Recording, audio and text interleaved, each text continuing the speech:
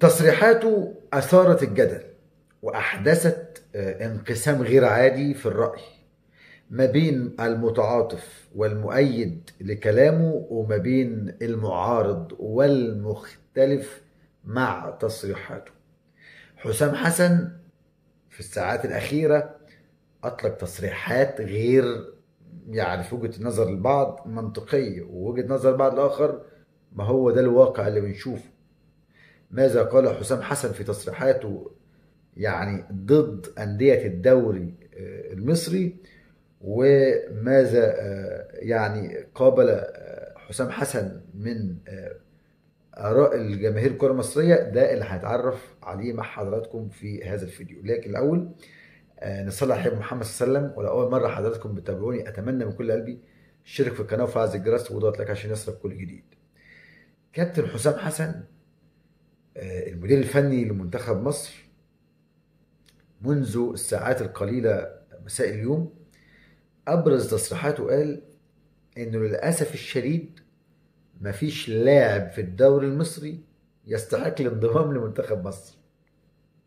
ادي واحد. اتنين، مفيش لاعب بيباصي كورة الا والباص بتاعه بيطلع غلط.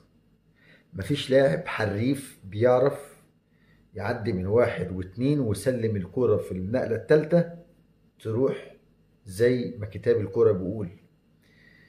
طيب التصريحات دي منطقية؟ البعض بيقول لك احنا الدوري بتاعنا دوري كحيان، البعض بيقول كده، والبعض الاخر بيقول انت كده بوظتها، جيت تكحلها عمتها. ليه؟ لان الاهلي والزمالك في التوقيت ده بيحتاجوا لكل الدعم، سواء من الجمهور او لعيبه الكره السابقين او انت كمدرب للمنتخب. الاهلي بيلعب نهائي دوري الابطال مع الترجي التونسي، الزمالك بيلعب مع نهضه بركان ماتش العوده. فانت جاي في عز ما اللعيبه دي بتحاول تركز وتاخد الثقه في نفسها، جاي تقول الدوري المصري ما فيهوش لاعب يستحق انه ينضم لمنتخب مصر. طلع رضا عبد العال ورد على حسام حسن، قال له يعني عدلوا كام واحد من لعيبه الاهلي يعني، وعلى كام واحد من لعيبه الاسماعيلي زي عبد الرحمن مجدي، وعلى كام واحد من فيوتشر، يعني قالوا تشكيله، قال له دول محتاجين مدرب يوظفهم صح وشوف منتخب مصر. ورد احمد الشيخ لاعب النادي الاهلي سابقا والمقصه قبل كده، قال لك والله ولا انت تستحق انك تكون مدرب لمنتخب مصر. يعني ردود افعال ناريه. هل اخطا حسام حسن في تصريحاته ام انه كشف الحقيقه للجميع والمفروض محدش يزعل من كلامه؟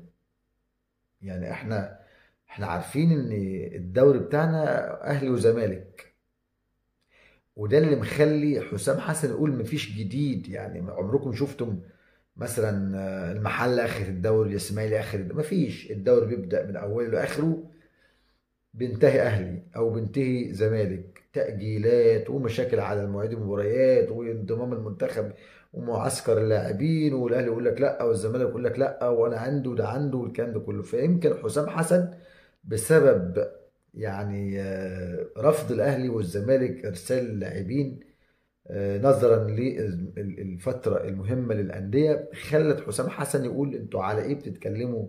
ده انتوا اصلا مفيش واحد بيباصي كوره كويسه. معرفش يقصد كده ولا لا.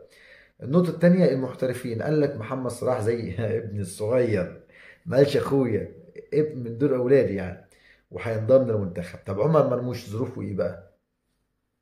يعني هل حسام حسن تعمد انه يخسر المحترفين ويخسر المحليين؟ طب ما انت لما تضم الناس دي هيدوك ازاي؟ يعني الناس دي اللي انت قللت منهم هيدوك ازاي اللي انت عايزه في ماتشاتك؟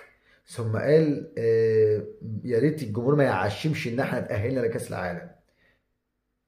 برضه تصريح غريب. على كل حال هاتوا حسام، جه حسام وابراهيم، معرفش، الله اعلى واعلم. يبدو ان الرحلة ستكون قصيرة مع التوأم او للتوأم مع المنتخب، ولا هنشوف يعني مفاجآت في الايام القادمة؟ حبيت بس الفت انتباهي للنقطة ديت. ان شاء الله مستمر معاكم، ولكن بحتاج لدعمكم الكامل في قناتنا بالاشتراك واللايك وتفعيل الجرس، وقول رأيك براحتك على قناتنا. بشكركم جدا. دمتم في رعاية الله، والسلام عليكم ورحمة الله وبركاته.